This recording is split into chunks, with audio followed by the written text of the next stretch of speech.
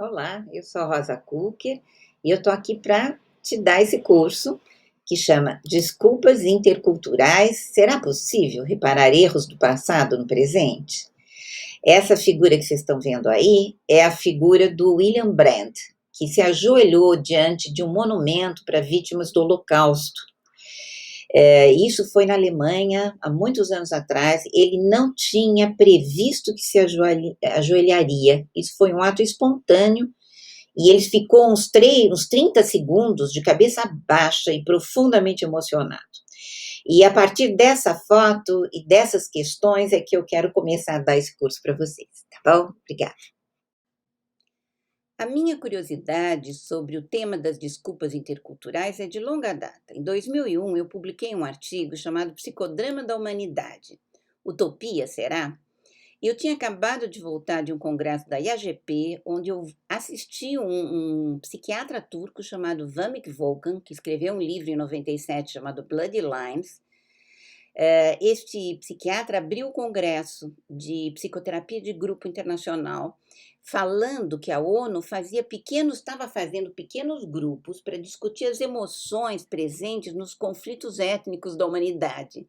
Então, escolhiam líderes desses grupos étnicos israelenses, árabes, chechenos, para discutir como que eles podiam ficar de bem, como que eles podiam parar de se matar.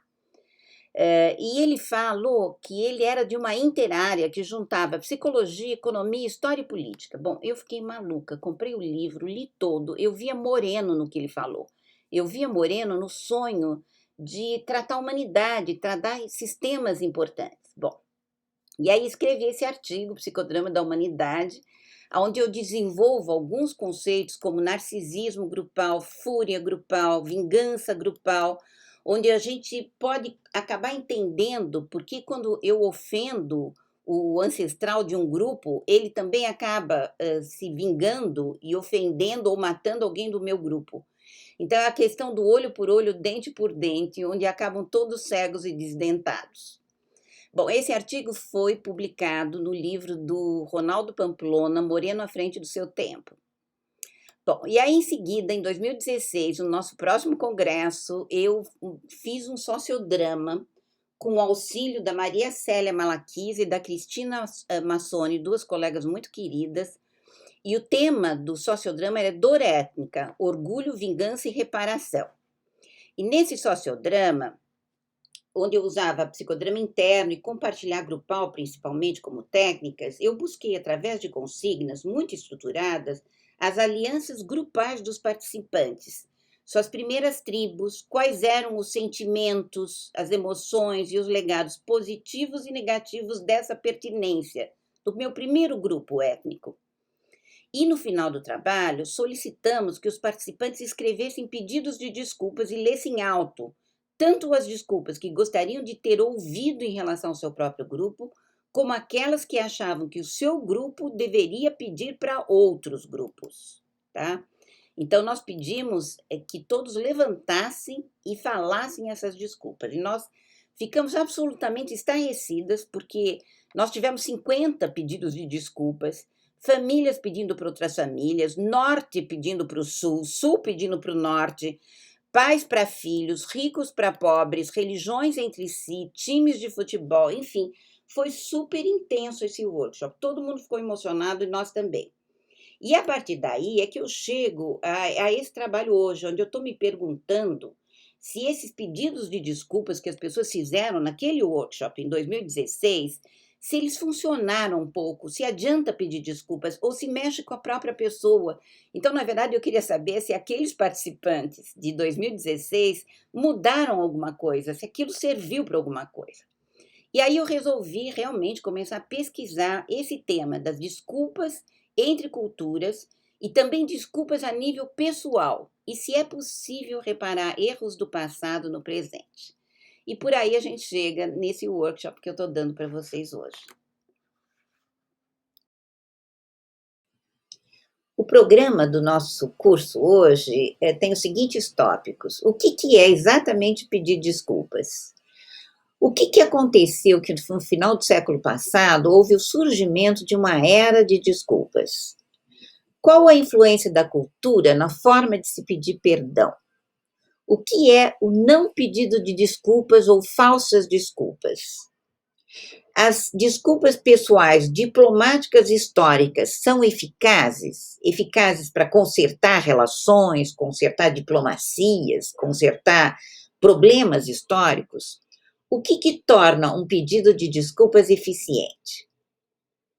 Então, essas são as questões que a gente vai ver durante esse curso, e também no final eu vou discutir um pouquinho se o nosso sociodrama, se a forma que a gente tem de trabalhar com grupos pode ajudar, tá bom? E é o seguinte, daqui para frente eu não vou ficar aparecendo e desaparecendo, então eu vou passar as transparências e depois no finalzinho eu apareço de novo, tá bom? Eu acho mais fácil, senão fica uma coisa meio assim, vai e volta, tá? Então, bom curso para vocês, vejo vocês no final, obrigada. O que é pedir desculpas, então? Então, segundo esse autor, Tavusquis, em 1981, um pedido de desculpas é uma fala, um gesto ou um ritual, como vocês viram do Brent se ajoelhando diante do túmulo, que busca o perdão por algum erro cometido, reparando injustiças e restaurando a dignidade da parte ofendida. Isto é pedir desculpas. Desde criança, a gente é ensinado a pedir e aceitar desculpas. E o interessante de pedir desculpas é que quando a gente não aceita, a vítima vira o transgressor. Parece que a gente é meio obrigado a aceitar as desculpas. Se a gente não aceita, fica mal para a gente. Existem diferentes categorias de pedidos de desculpas. Entre indivíduos, por exemplo, um amigo que foi injusto com o outro. Entre indivíduos e grupos, um executivo, por exemplo, pode pedir desculpas por um acidente numa usina. Entre grupos, por exemplo, um time de futebol pede desculpas ao outro pela violência da torcida. Desculpas nacionais entre nações, por exemplo, o governo australiano para os seus aborígenes por ter roubado a terra deles. Pedidos de desculpas diplomáticas internacionais, por exemplo, a Bélgica pede desculpas pelo genocídio em Ruanda, né? Pedidos de desculpas históricas, por exemplo, por crimes da humanidade, como, por exemplo, a Alemanha, em 1990, para os judeus pelos crimes do Holocausto, né? E talvez em psicologia a gente pudesse acrescentar as desculpas intrapsíquicas, onde a própria pessoa precisa se desculpar por algum erro que cometeu contra si mesmo no passado, né? Estou lembrando em sessões onde um cliente fala de aborto e, de repente, precisa se haver com aquela adolescente que ele foi e fechar um pouco essa história que ficou mal parada no passado. Nós assistimos, no final do século passado, o surgimento de uma era de desculpas. Parece um modismo internacional. Houveram vários pedidos sucessivos. Segundo Lazar, foram publicados entre 90 e 94, 1.193 artigos que continham as palavras desculpas ou pedir desculpas. Em 1970, o chanceler alemão William Brandt, aquele que eu mostrei na foto, se ajoelhou frente a um memorial para lembrar as vítimas do Holocausto, simbolizando o reconhecimento dos erros do passado e o desejo de reconciliação entre alemães e judeus e entre alemães com o mundo todo, né? Esse autor, Selemanger, mostra que, a partir dessa atitude, a moralidade começa a se tornar uma força política. Ou seja, pedir desculpas é um ato político e pode trazer vantagens políticas importantes, né? O Papa João Paulo II pediu desculpas por uma série de coisas, pelas cruzadas, pela Inquisição, pelo obscurantismo científico e pelo tratamento a Galileu, pela opressão das mulheres, pelo silêncio durante o Holocausto, etc. E ele fez isso exatamente na passagem do século, porque o que ele disse foi o seguinte, que não se pode curar o presente sem fazer reparações pelo passado, né? O que é extremamente sábio da parte dele. Vejam só o tipo de desculpas diplomáticas e históricas que houveram. Tiveram muitos, escolhi algumas. O Clinton pediu desculpas aos integrantes de um estudo científico em Tuskegee. Era um estudo que pesquisava a sífilis e inoculou as pessoas integrantes sem elas saberem com sífilis. né? E sem saber se elas receberiam a penicilina e se ela seria efetiva. Também pediu desculpas pelo internamento dos japoneses americanos durante a guerra. Esse Howard, que foi presidente da Austrália, pediu desculpas pelos aborígenes que foram separados de suas famílias e dados em adoção, porque se acreditava que eles seriam mais civilizados assim.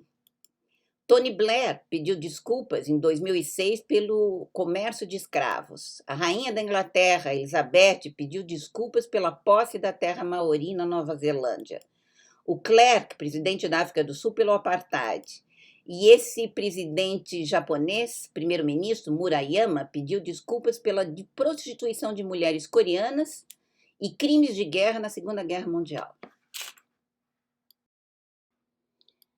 Vários estudiosos acadêmicos, incluindo sociólogos, cientistas políticos, direitos humanos, têm tentado compreender essa coisa desse fenômeno da desculpa e através de várias perspectivas, políticas, sociais, históricas, religiosas, antropológicas e legais. As explicações que surgiram, em resumo, são as seguintes.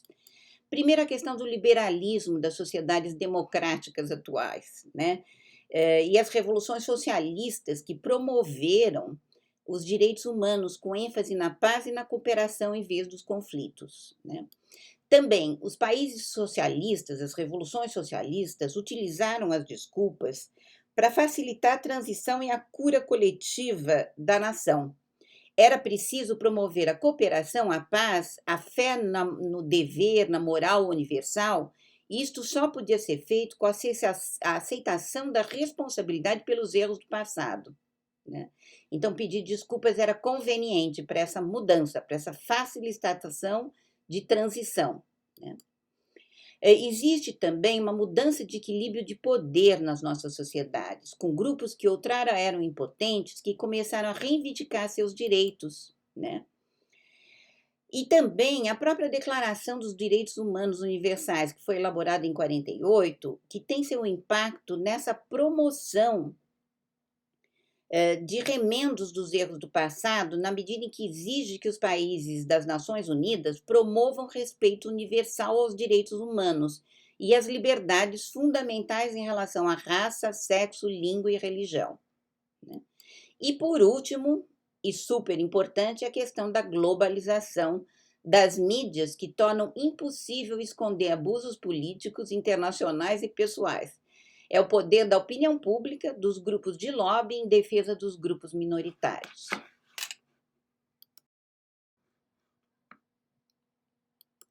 Em cada cultura, o pedido de desculpas tem uma forma e um peso moral específico, existindo até formas sutis de se pedir desculpas sem se desculpar, ou seja, sem assumir responsabilidade pela dor ou humilhação infligida.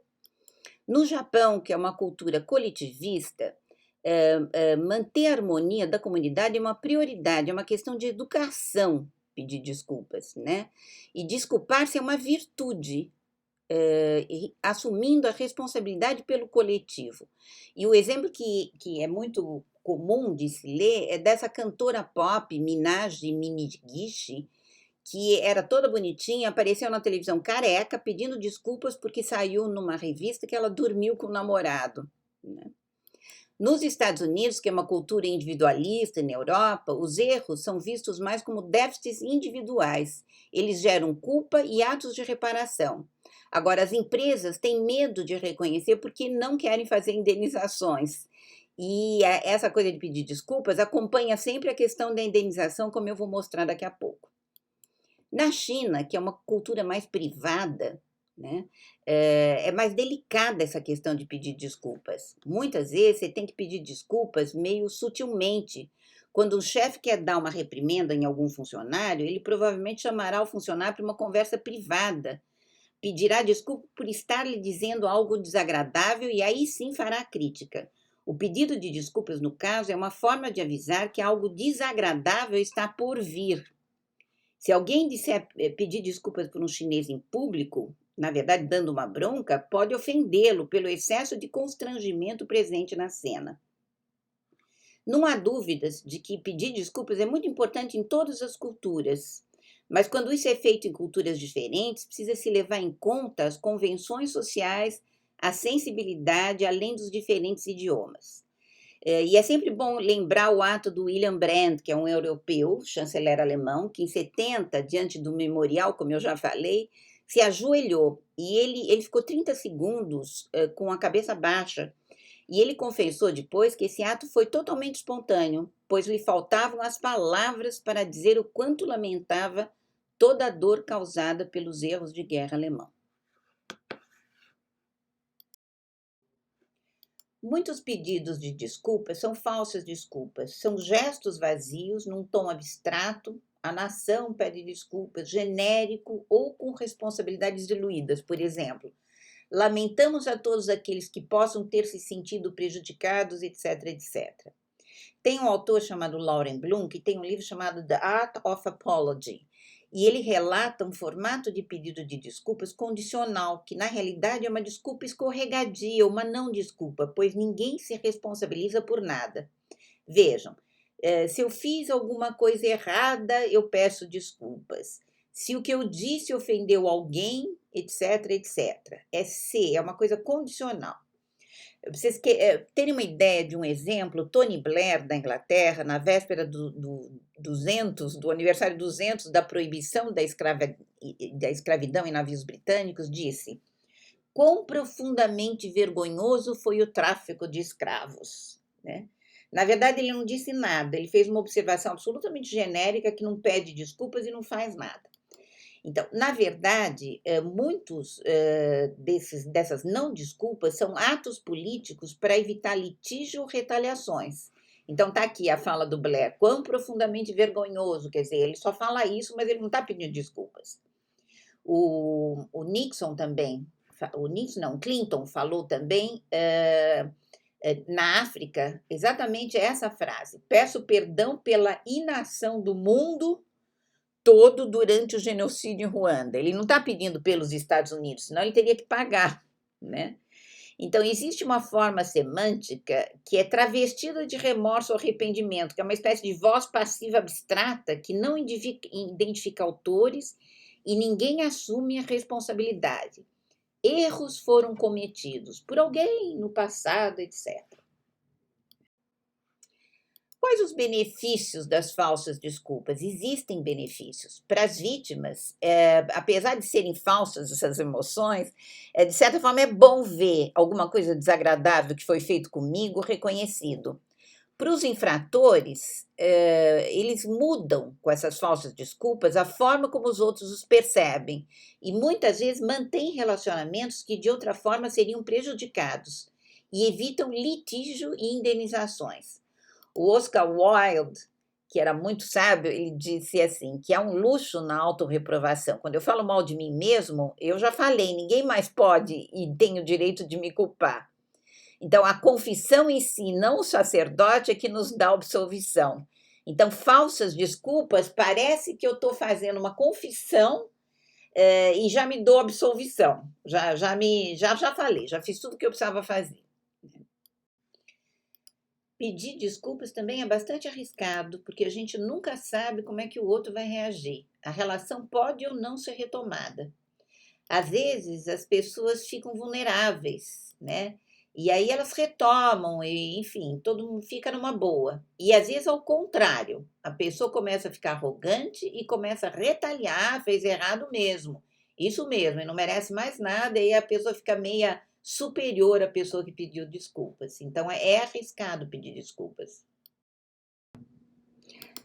Existem benefícios pessoais e para outras gerações em se pedir desculpas. Essa autora, Harriet Lerner, que tem um livro lindo chamado Ciranda da Intimidade, também escreveu um último livro que é assim, por que não pedir desculpas? E quais as vantagens que ela aponta? A nível pessoal, na verdade, toda vez que a gente pede desculpas, a gente se fortalece, a gente cresce como ser humano e atinge metas de honestidade e dignidade quando reconhece que fez algo errado. Reconhecer o erro é não repeti-lo nem perpetuá-lo. E para outras gerações, a gente acaba dando exemplos, né, para filhos, para os netos, de como que a gente pode fazer justiça, de como a gente pode reconhecer que as coisas não foram bem feitas. E com sorte também, quando a gente pede desculpas, a gente não perde relações importantes, o que também é importante.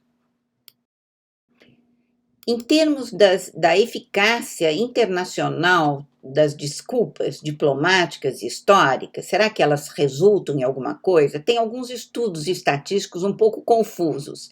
E existem argumentos contra ou a favor de pedir desculpas diplomáticas e históricas. Os contra dizem o seguinte: que o passado é diferente do presente e que os padrões morais do passado não são iguais do presente. Então, portanto, uma coisa que era errada antigamente pode não ser atualmente. Né? Pessoas mortas não podem responder nem desdizer. Então, para que pedir desculpas? Elas já morreram. Desculpas passadas pode servir como um salvo-conduto para continuar fazendo coisas erradas no presente, né? Na verdade, se você quer pedir desculpas, então você que indenize, que você pague os erros que você fez.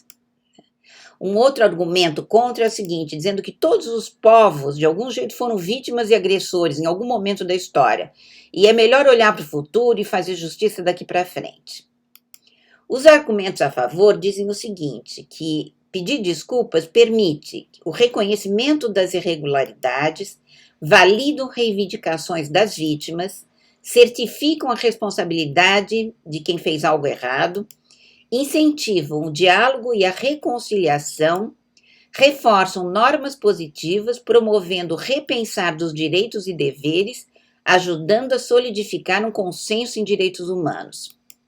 E, aliás, o último argumento a favor são a única maneira de limpar o passado para que se possa sonhar com um futuro melhor e aliviar a herança de ódio e culpa que se deixa para futuras gerações. O que torna um pedido de desculpas eficiente? Né? Quando se tratar de erros pessoais, simplesmente falar me desculpe com remorso é uma coisa importante. É importante que a pessoa assuma a responsabilidade, é minha culpa, tá? É importante que a pessoa mostre que sabe o que ela fez errado, quer dizer, que sabe que fez uma injustiça, que o comportamento estava errado. E também que ela mostre empatia, eu sei que você ficou chateado, e se comprometa com o futuro, eu nunca mais vou fazer isto. E também, eventualmente, com pagar pelos danos e fazer algum tipo de reparação, né? Em relação a erros contra a humanidade, o importante é enfatizar e elogiar as qualidades positivas, elevando o valor do grupo que foi vitimizado. Porque na hora que ele foi vitimizado, o valor emocional desse grupo foi muito denigrido, né? Em segundo lugar, enfatizar que os membros atuais da maioria são irrepreensíveis e nem eram vivos na época em que os erros foram cometidos e que sabem que estava errado. E também distanciar o governo atual, diferenciado e progressista, do anterior, condenando as ações passadas. O que torna um pedido de desculpas eficiente? Esses autores, Levinsky, Polin, enfim, da Universidade de Ohio, mostram o seguinte, que tanto mais efetivo é o pedido de desculpas, quanto maior forem o número de elementos que eu vou citar abaixo. Primeiro, expressão de arrependimento. Segundo, explicação do que foi feito errado. Terceiro, reconhecimento da responsabilidade. Quarto, declaração de arrependimento. 5, oferta de reparação. E 6, pedido de perdão. Então, quanto mais elementos dessa lista houver num pedido de desculpas, mais probabilidade ele tem de ser um pedido eficiente. E será que a gente pode dizer que o psicossociodrama pode ajudar?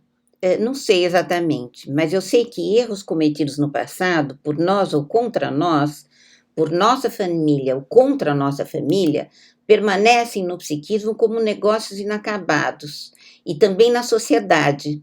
E elas promovem um dano transgeracional. As gerações herdam as dores das gerações passadas. Então, se num sociodrama a gente consegue compartilhar feridas herdadas, lealdades invisíveis, perceber o reflexo dessas questões em nossa conduta adulta atual, eu acho que sim, pode ajudar, né? Agora, exatamente qual a eficácia do sociodrama, a gente tem que continuar pesquisando. No final daquele sociodrama, desse sociodrama que eu escrevi esse artigo, eu tive várias ideias de como continuar depois desse pedido de desculpas, o que a gente poderia fazer. Então, uma das ideias é pegar cada um desses 50 pedidos e tornar uma vinheta. Então, convidar as pessoas a dramatizarem esses pedidos de desculpas, colocar os personagens, as gerações, os times de futebol para falarem, para ganharem corporeidade, né? Uma outra coisa é que a gente podia fazer uma espécie de categorização na plateia de todas as dores, que tipos de dores, se é entre pais, se é entre times de futebol, se é entre nações, e fazer pequenos grupos com temas parecidos, e esses grupos, cada um criar uma imagem e tentar trabalhar isso por subtema, né? E também a gente poderia fazer um teatro jogado, um teatro de papéis, onde cada um veria encenado o pedido de desculpas que estava esperando, ou receberia o pedido, ou daria o pedido de desculpas, né?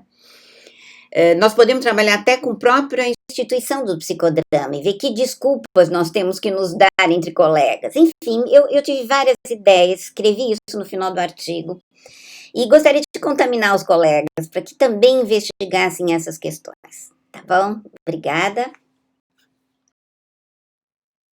Bom, chegamos ao final do nosso curso, é um curso curtinho, e eu vou aparecer mais um pouquinho, conforme eu prometi, para agradecer vocês por terem estado comigo até agora.